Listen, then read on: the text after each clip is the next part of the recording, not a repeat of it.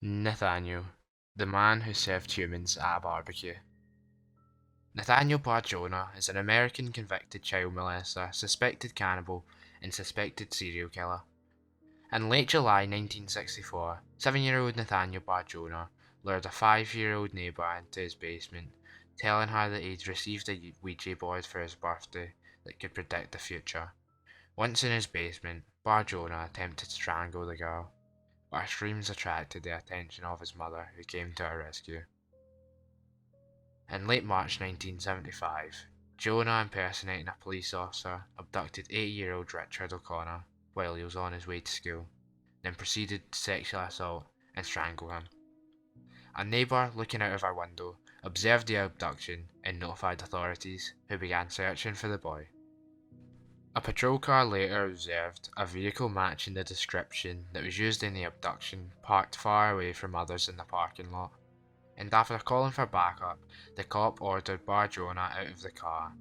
O'Connor was found in the car, bloodied, having defecated and urinated on himself from the sexual assault and near the point of death.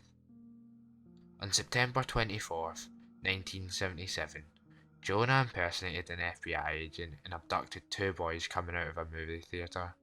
He drove them to a secluded area where they were handcuffed. Bar Jonah, who weighed 380 pounds at the time, left one of the boys in the car's trunk while he took the other away and simultaneously tried to strangle and suffocate him with his body mass until he thought he had killed him. The boy actually pretended to be dead and was able to maintain the act even when Bar Jonah started blowing cigarette ashes on his face. Once Bar Jonah left, the boy ran away and reported him to the police. Bar Jonah was arrested again and the other boy was rescued. This time, Bar Jonah was convicted of attempted murder and sentenced to between 18 and 22 years in prison. However, he was transferred to Bridgewater State Hospital, where he told psychiatrists repeatedly about having sexual fantasies involving murder, torture, dissection, and cannibalism. While he was still interned, on March 22, 1984, he changed his legal name to his present one, alternatively claiming that he wanted to honour his Jewish heritage or that he wanted to know what it was like being a discriminated Jew. Bar Jonah was released from hospital in July 1991 on probation and was recommended to seek psychiatric help. 1 month later, Bar Jonah was back to committing crime. He saw a little boy sitting in a parked car, decided to break in and smother the boy with his body weight. On February 6, 1996, 10-year-old Zach Ramsay left his apartment at around 7:30 am to attend school, taking his usual school route through an alleyway. A family of 3 who lived in an apartment in the alleyway reported seeing Ramsay there that morning, and also reported seeing an off-white 4-door car nearly run him over. Another witness reported seeing Ramsay standing in the alleyway and that he appeared to be waiting for someone. Yet another witness who lived near the end of the alleyway reported seeing Ramsay distressed with an obese adult male following him a few feet behind at about 7:45 am. A witness reported seeing Bar Jonah standing beside a dumpster in the alleyway at 7:15 in the morning while taking out the trash. He was wearing a navy blue police-like jacket. The same witness also reported seeing Ramsay enter the alleyway and that Bar Jonah was still standing beside the dumpster. Somewhere between where the alleyway cuts into 6th Street, comes out at 7th, Ramsay disappeared. He has never been seen or heard from since. Despite the objections of Ramsay's mother, a judge declared him legally dead in 2011. Police investigations conducted years after Ramsay went missing determined that Bar Jonah had access to his mother's off-white 4-door 1978 Toyota Corolla the day the boy disappeared, and that his mother and brother were out of town for a funeral. It was moreover determined that Bar Jonah did not work on February 6th of 1996, nor on the days immediately preceding. While searching Bar Jonah's apartment, detectives found a list of boys' names which included previous victims and a Zachary Ramsay, followed by the word died.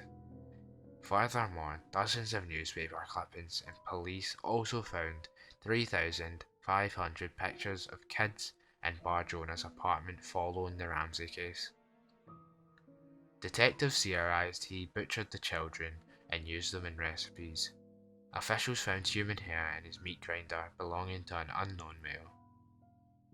A few days after Zachary's disappearance, Bar Jonah hosted a cookout where he served deer burgers that his friends and family said tasted weird. Bar Jonah told them that he hunted the deer himself, although he didn't even own a hunting license or a rifle. He would do this a lot and would always get told the meat tasted weird. A former roommate of Bar Jonah described finding clothes in his apartment which appeared to match those Ramsay was wearing the day he disappeared, in addition to bloody gloves. Another roommate and others claimed that Bar Jonah sometimes spontaneously brought up the boy in conversations. Investigators also found notebooks with seemingly arbitrary characters which were believed to be encrypted writing. With the help of the FBI, and after a few months of hard work, the writing was decoded. In the notebooks, Bar Jonah described torturing and eating children. There were also recipes involving children's body parts. When detectives sprayed Bar Jonah's garage with a phosphorus chemical while investigating his involvement in the Ramsay disappearance, the word Tita appeared, which led authorities to believe that Bar Jonah may have been responsible for the abduction of James Tita, a Massachusetts boy who was kidnapped on August 23, 1973. Tita's body was discovered on August 25, 1973 in Rindge, New Hampshire. Off of Route 119, an autopsy revealed that he had been sexually assaulted and strangled. Bar Jonah finally was sentenced to 130 years and only served 6 before he died of a heart attack, most likely from his obese weight and maybe eating kids.